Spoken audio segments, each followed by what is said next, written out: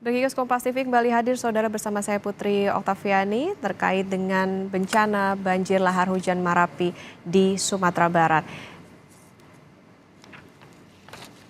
Dan ini adalah saudara pantauan dari udara terkait dengan dampak dari banjir lahar hujan Marapi yang dipantau dari Kabupaten Tanah Datar, Sumatera Barat. Tadi dikatakan oleh jurnalis Kompas TV yang memantau di lokasi atau berada di Kabupaten Tanah Datar, Sumatera Barat.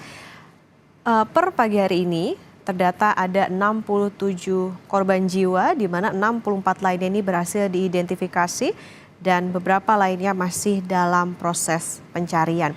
Tadi juga beberapa yang difokuskan untuk pencarian ini adalah di beberapa titik aliran sungai. Terkait dengan akses jalan ataupun juga akses penghubung antar daerah yang berada di sana, ini memang tadi dikatakan oleh jurnalis Kompas TV Rio Johannes bahwa kondisinya parah. Bahkan tadi inilah yang menyebabkan tim SAR kesulitan begitu untuk melakukan proses pencarian ataupun juga evakuasi korban dari banjir lahar hujan Marapi ini. Dan tadi saudara dikatakan memang proses pencarian ataupun juga evakuasi masih terus dilakukan di sepanjang masa tanggap darurat. Yang menjadi permasalahan atau tadi yang juga disoroti adalah saudara terkait dengan kondisi cuaca di Sumatera Barat khususnya di Kabupaten Tanah Datar, di mana tadi dikatakan oleh Prakirawan BMKG Minangkabau yakni Jenny Andrian bahwa ada potensi cuaca hujan lebat ini yang juga menjadi pemicu banjir lahar hujan di Sumatera Barat. Dan tadi juga dikatakan soal pencarian ini memang untuk efektivitasnya adalah di waktu pagi hingga siang hari sekitar pukul 12 begitu ya untuk pencarian supaya lebih maksimal karena tadi ada potensi terhalang adanya cuaca yang buruk atau adanya hujan. Kemudian tadi juga yang jadi sorotan adalah soal kebutuhan para korban selamat diantaranya selain juga tentunya dari segi konsumsi maupun juga beberapa kebutuhan pribadi tadi yang paling dibutuhkan adalah air bersih. Dan saudara kami saat ini sudah bersama dengan peneliti mitigasi bencana Institut Teknologi Surabaya, Amin Widodo. Pak Amin, selamat pagi. Selamat pagi. Pak Amin, ini kan korban kembali ditemukan saat ini tadi totalnya sudah ada 67 korban meninggal. Apakah ini artinya memang lokasi ini tidak bisa ditempati lagi atau seperti apa Pak Amin? Mungkin kita harus melihat dari peta KRB yang dibuat oleh Pusat Vulkanologi. Kalau memang daerah itu merupakan daerah KRB 1 yang rawan terkait dengan banjir lahar tadi, maka itu memang mereka tidak bisa menempati di situ. Memang tidak dibolehkan, karena itu memang jalurnya lahar untuk lewat tadi. Jadi kira-kira begitu kalau itu merupakan daerah bahaya. Artinya sejak awal apakah memang harus ada peringatan dini kah atau bagaimana? Nah, peta tadi itu namanya peringatan dini. Jadi itu peta dibuat PVMBG, setiap gunung berapi yang aktif selalu ada petanya itu. Nah, diharapkan dari pemerintah daerah tadi menempati itu apa namanya, bahwa itu adalah daerah bahaya, tidak boleh ditempati seperti itu. Cuman memang masalahnya di daerah sungai tadi itu biasanya itu karena proses banjirnya lama, orang jadi lupa, menjadi situ banyak orang, seperti itu. Baik, berarti artinya akan ada masalahkah atau jalan keluar baru bagi warga misalnya soal mata pencarian solusi seperti apa Pak Amin yang tentunya bisa ditawarkan kepada warga terkait dengan adanya banjir ini? Jadi ini mestinya nanti dari PVMBG mestinya melakukan pemetaan ulang. Jadi kawasan rawan bencana 1 atau kawasan rawan bencana banjir lahar mestinya nanti akan dipetakan ulang. Bisa jadi nanti lebih lebar. Kalau itu lebih lebar dari pinggiran kiri kanan sungai berarti orang-orang yang di situ memang tidak disarankan untuk bermukim di situ. Mungkin di situ hanya untuk aktivitas saja, misalnya untuk sawah dan lain sebagainya. Tapi kalau untuk pemukiman kayaknya ini nanti akan berulang. Ini sebenarnya sama persis yang terjadi di Gunung Semeru. Jadi banyak masyarakat tinggal di daerah banjir lahar tadi. Satu hal mungkin yang perlu saya ingatkan di sini. Jadi banjir lahar yang pertama itu kan membawa batu-batu besar. Itu langsung sungai tadi tertutup. banjir lahar berikutnya itu akan nggak punya jalan dia.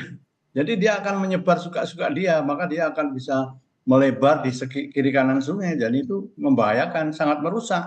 Karena yang dibawa adalah ada batu, ada pasir, ada air, ada kayu-kayu dan lain sebagainya seperti tadi. Jadi itu sangat merusak karena ada debrisnya yang terbawa tadi.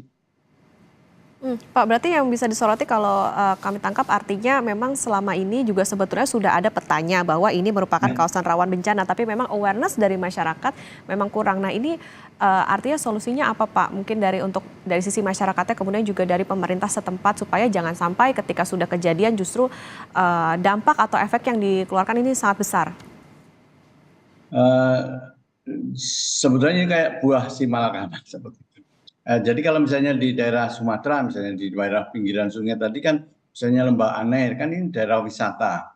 Awalnya memang hanya sedikit memang, jadi terus akhirnya berkembang jadi banyak, terus terjadi masalah seperti sekarang. Itu sama seperti di Gunung Semeru. Di situ tempat penggalian pasir sekarang, penambangan pasir. Terus banyak orang bermukim di sekitarnya, terus terjadi banjir lahar. Nah, seperti itu, artinya mereka memang membutuhkan lahan itu untuk apa namanya, untuk penghidupan dia. Jadi tapi kita memang menyarankan kalau bisa ya rumahnya jangan di situ, atau rumah di situ tidak permanen, jadi rumahnya di tempat yang lain. Artinya Pak, ini kan biasanya ada yang namanya kearifan lokal untuk membaca aktivitas gunung yang biasa dipahami oleh warga yang bertempat tinggal di sekitar Gunung Merapi. Nah, apakah ini cukup untuk menghindarkan warga menjadi korban letusan atau banjir lahar, Pak? Nah, kalau kearifan lokal yang dimiliki mereka namanya Galodo. Galodo itu sudah berulang-ulang. Mereka sudah tahu itu. Kayaknya ini komunikasi leluhur dulu yang membuat istilah Galodo banjir lahar tadi itu tidak terinformasikan kepada generasi berikutnya, sehingga mereka tidak tahu Galodo itu kapan terjadinya, mereka sampai lupa sampai sekarang. Padahal itu kalau misalnya Gunung Merapi tadi aktif, itu otomatis kan dia mengeluarkan material, dan itu menumpuk di lereng gunung, di sekeliling Gunung Merapi, dan dia material lepas, tinggal nunggu istilahnya pemicu, bisa hujan bisa gempa, jadi bisa turun berbarengan seperti kemarin kan. Sebetulnya kan salah satu ada juga tanda-tanda itu sebelumnya kan ada banjir pasir aja, jadi tidak ada batunya, pasir. Banjir bandang juga namanya banjir pasir, tapi dari gunung tadi Marapi itu sebenarnya tanda sebetulnya. Ini sudah mulai turun ini, seperti itu. Dan apalagi BMKG mengingatkan bahwa hujannya akan ekstrim di beberapa tempat di daerah Marapi tadi. Nah, ini mestinya harus ada disikapi segera. Gitu. Berarti Pak, ini kan kalau kita melihat sudah kejadian. Nah, untuk kepemilikan lahannya bagi masyarakat seperti apa Pak? Karena kan tadi kalau dikatakan artinya sudah sulit gitu untuk menempati kembali di wilayah itu. Kalau kepemilikan lahan biasanya kan di tempat itu memang bukan untuk umum gitu. Bukan milik mereka, misalnya dia hanya menempati saja, biasanya seperti itu. Oh. Karena memang tempat itu daerah yang milik negara semacam gitu, karena termasuk daerah KRB tadi, rawan bencana tadi. Hmm. Artinya sekarang kalau sudah kejadian seperti ini Pak, penanganan apa sih Pak yang paling yang bisa efektif begitu untuk masyarakat yang sudah menjadi korban di sana? Nah, ini mestinya harus semua pihak. Jadi, tapi ini satu hal yang perlu diingatkan tadi. Jadi dari BMKG tadi kan mengatakan kalau ini hujan masih mungkin terjadi, dan material lepas yang ada di Gunung Merapi itu masih banyak karena dia sudah meletus sejak Januari 2023, dan itu meletus terus. Material itu banyak sekali. Yang turun kan masih statusnya ini masih sedikit, jadi masih berbahaya. Nah, kalau kita sangat berharap dari masyarakat tadi itu untuk sementara memang harus mengungsi dulu. Jadi seperti itu, untuk berikutnya nanti dipikirkan berikutnya, karena masih aktif ini, masih kemungkinan ada susulan, itu masih ada. Oke, berarti masih kemungkinan ada susulan. Berarti Pak, ini yang juga menjadi catatan adalah untuk masyarakat yang ini sudah terjadi di Sumatera Barat. Nah, mungkin di wilayah lain bisa saja masyarakat menempati wilayah-wilayah yang tadi masuk dalam KRB. Apa yang harus menjadi fokus bagi masyarakat, terutama mereka yang tinggal di wilayah ini? Karena mereka menempati di daerah itu, maka mereka mesti ini di Gunung Merapi, Gunung Kelud, Gunung Semeru sudah mulai. Jadi mereka menciptakan masyarakatnya sendiri khususnya yang bermukim di sungai tadi, sepanjang sungai tadi. Jadi mereka menciptakan early warning system sendiri. Jadi memasang alat tertentu di atas sana. Kalau misalnya dia diterjang banjir lahar tadi, maka nanti akan memberikan info kepada masyarakat yang di hulu tadi. Nanti dari hulu tadi menginformasikan ke bawah. Ini nanti, seperti di Jakarta itu, kalau misalnya ada banjir di daerah Bendungan Katulampa begini, maka ini akan banjir jam sekian. Jadi bisa seperti itu. Kalau Baik. kadung menempati di sana. Ya. Baik, berarti artinya tadi meskipun sebetulnya tidak disarankan untuk tinggal di wilayah KRB, tapi kalaupun memang sudah terlanjur, artinya harus punya early warning system sendiri supaya ketika nantinya amit-amit terjadi bencana, tentunya nanti punya mitigasi bencana yang lebih cepat lagi. Pak Amin Widodo, kami jeda sejenak di Breaking News Kompas TV, Pak, nanti kembali lagi usai jeda. Breaking News Kompas TV kembali untuk Anda saudara, dan gambar yang Anda saksikan ini adalah kedatangan dari Menhan Prabowo Subianto di Padang, Sumatera Barat, tentunya untuk mengecek bagaimana kondisi terkait dengan banjir lahar hujan Marapi di sana.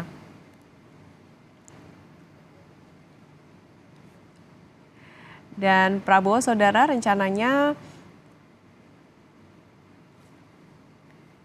nanti akan mengecek sejumlah lokasi ataupun titik dari bencana di Sumatera Barat ini. Namun, saudara, memang belum diketahui nantinya di titik mana saja yang akan ditinjau oleh Menhan terkait dengan banjir lahar hujan Merapi di Sumatera Barat.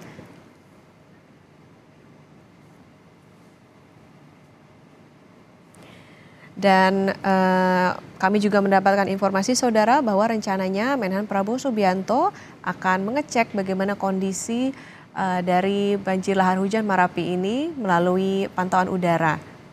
Tentunya ini dibutuhkan untuk memaksimalkan bagaimana nanti proses penyelamatan ataupun juga pencarian korban di lokasi.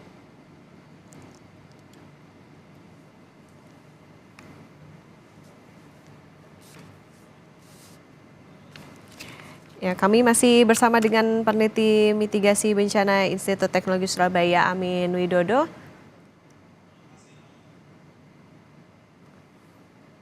Siap.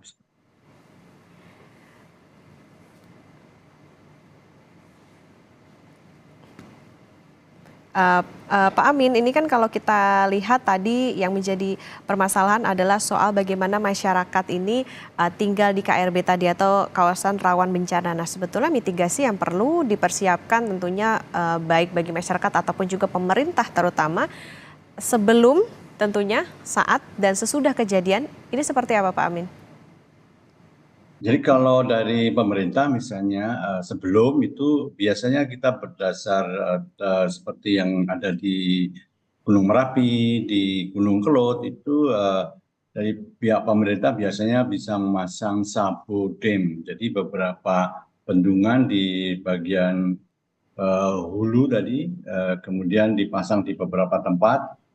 Intinya dia untuk menahan laju lahar tadi. Ya, jadi tidak langsung semuanya turun, tapi ada yang tertahan di sabu tadi, seperti itu. Tapi kalau di daerah Merapi itu sudah terbiasa, di daerah Gunung Kelud itu juga sudah biasa. Jadi pertama itu, yang kedua kemudian kalau dari pemerintah daerah mestinya juga harus memasang alat early warning system. Jadi mestinya sudah banyak sekarang early warning system itu, dan itu mudah prinsipnya itu. Jadi kita tinggal memasang sesuatu di pinggir sungai, kalau dia nanti ketabrak massa dari lahar tadi, dia memberikan informasi kepada HP misalnya, oh ini ada lahar datang, seperti itu. Nah, mungkin ada masalah juga CCTV sehingga ini posisinya di sini dan lain sebagainya. Itu bisa mengurangi lah. Jadi menyiapkan dari masyarakat tadi, ada lahar, mereka juga harus lari ya, kemana arah fungsinya. Makanya tadi kita memang tidak disarankan untuk membangun rumah di situ. Jadi rumah di situ hanya untuk berjualan atau apalah, untuk kegiatan ekonomi. Jadi pada waktu ya tinggal pergi. Nanti itu ketabrak lagi, nanti membangun lagi seperti itu. Misalnya seperti itu. Kira-kira itu. Pada saat sekarang ini posisinya ini masih sebenarnya masih apa namanya masih bahaya juga sih statusnya. Jadi masih ada bahaya susulan tadi. Jadi eh, memang kemarin ada yang upaya untuk memindahkan hujan tadi itu mungkin juga bisa dilakukan. Tapi kalau hujannya sudah eh, awannya terlalu lebat di situ ya kita susah juga memindahkan tadi. Jadi itu termasuk salah satu yang mengurangi tadi. Nah, untuk masyarakat tadi ya sementara memang harus diungsikan dulu. Sampai nanti misalnya sudah kondisinya sudah status tadi ancaman itu berkurang banyak, nanti dari PVMBG diharapkan melakukan pemetaan ulang kawasan KRB tadi. Dulu mungkin hanya sekitar hanya 100 meter kiri kanan sungai, mungkin sekarang jadi tambah besar. Nah, jadi bisa seperti itu. Nanti seperti itu. Dan itu tupoksinya PVMBG. Hmm, oke. Pak Amin, yang juga menjadi catatan adalah Sumatera Barat ini bentang alamnya itu seperti apa sih Pak sebetulnya? Kemudian juga untuk potensi bencananya seberapa besar di sana? Ah, kalau di sekitar kan gunung gunung berapi itu kan kerucut demikian ya. Jadi karena dia aktif kan dia mengeluarkan material tadi ya menumpuk di sekeliling tadi. Jadi yang akan menerima galodo ini ya di sekeliling ini itu. Jadi di Agam, di tanah datar dan lain sebagainya. Jadi bisa terkena seperti itu yang kalau terkait dengan bencana yang lain, memang longsor juga sudah terbiasa di sana karena di situ perubahan penggunaan lahannya juga sangat masif di sana sehingga longsor itu juga bagian dari apa namanya bencana yang ada di sana. Di samping juga gempa tahun 2009 itu kayaknya itu harus diingat karena gempa 2009 itu juga menyebabkan satu desa teruruk oleh longsor pada waktu itu. Jadi di Agam juga pada waktu itu. Jadi seperti itu. Hmm. Pak, artinya Galodo ini sampai dengan saat ini masih efektif nggak sih Pak untuk menjadi salah satu upaya mitigasi atau perlu penambahan lagi misalnya metode tertentu begitu? Bukan, Galodo itu adalah istilah masyarakat lokal di Oh, daerah Padang tadi terkait dengan banjir bandang, gitu oh, maksudnya. ah. Itu masyarakatnya. Artinya Pak sekarang sudah terjadi juga kalau yang Pak Amin sendiri pantau begitu mungkin di beberapa wilayah di Indonesia saat ini untuk early warning system terutama untuk yang berada di tadi masyarakat-masyarakat yang tinggal di KRB ini seperti apa Pak? Apakah sudah maksimalkah atau perlu perbaikan atau bagaimana? Jadi di salah satu yang saya lihat itu baik itu ya di Gunung Semeru. Jadi karena mereka sudah menciptakan itu, mereka juga istilahnya juga bekerja di situ, tapi tidak semasif tahun 2021. Jadi dulu pada waktu truk yang tergunakan kan banyak, sekarang tinggal beberapa lah, istilahnya nggak sampai 10, nggak ada korban lagi seperti itu. Jadi itu bahwa mitigasi ataupun upaya tadi early warning system itu berhasil. Jadi memang ini harus dari masyarakat karena apa namanya ini harus saling terhubung antara masyarakat yang di hilir dan di hulu karena ini harus satu koordinasi demikian. Hmm. Lama atau cepatnya penanganan terutama ini kan kalau kita lihat efeknya ataupun dampaknya cukup besar ya Pak ini banjir lahar hujan Merapi di Sumatera Barat ini itu tergantung apa Pak berarti? Ini kan satu hal juga karena pada waktu banjir lahar tadi itu kan yang terbawa kan material dan itu material tadi ada batu sampai itu sifatnya destruktif. Ya, jadi dan dia nggak bisa belok, nggak bisa belok. Jadi kalau misalnya lurus ya lurus saja. Kalau itu jalannya belok maka dia akan tererosi. Nah, akan tererosi. Maka di situ banyak sekali jalan-jalan yang putus karena itu. Udah jalan yang putus tadi kan menyulitkan untuk upaya penyelamatan dan lain sebagainya. Jadi apalagi di situ masih ada jembatan, kayaknya ini nanti kalau banjir lagi bisa berbahaya untuk jembatan yang lain segala macam. Jadi memang ini sangat destruktif kalau yang namanya banjir lahar. Pak, tadi kami berbincang dengan Prakirawan dari BMKG soal ini kan cuacanya juga potensinya adalah hujan, Pak. Tentu ini akan menyulitkan bagaimana nantinya Ya. penanganan di sana. Apa yang perlu diperhatikan terutama bagi tim SAR maupun juga masyarakat di sana soal penanganan dari bencana ini? Untuk tim SAR penyelamat ini Bapak ini posisinya berbahaya juga. Jadi kita sangat berharap ada beberapa tim SAR yang ada di daerah hulu sana. Jadi memperhatikan atau menjaga di daerah hulu. Kalau memang nanti ada sesuatu banjir lahar sudah mulai turun, nah dia harus memberitahu yang di bawah. Nah, saya lihat kalau dilihat, saya belum ke sana, jadi ini kayaknya untuk lari dari daerah situ juga kesulitan. Jadi mestinya mereka harus menyiapkan diri tempat untuk evakuasi sementara tadi. Jadi jangan terlalu di daerah yang lapang sehingga mereka nanti larinya juga susah. Jadi harus mencari tempat yang bisa untuk evakuasi sementara, misalnya daerah bukit sedikit, ada tinggian sedikit, ya dia harus berusaha seperti itu. Karena ini sangat destruktif dan sangat cepat. Namanya banjir bandang sangat cepat. Baik, tentunya dibutuhkan bagaimana koordinasi yang tepat dari seluruh tim penyelamat ya Pak, terutama karena tadi dikatakan bagaimana kondisi lahan ataupun juga kondisi cuaca di sana juga tidak menentu, ini tentunya menjadi sorotan dan tentunya kita juga bisa belajar bahwa memang tadi yang dibutuhkan adalah early warning system bagi masyarakat yang tentunya tinggal di wilayah KRB atau kawasan rawan bencana. Terima kasih peneliti mitigasi bencana Institut Teknologi Surabaya Pak Amin Widodo sudah bersama di Breaking News Kompas TV. Sehat selalu Pak.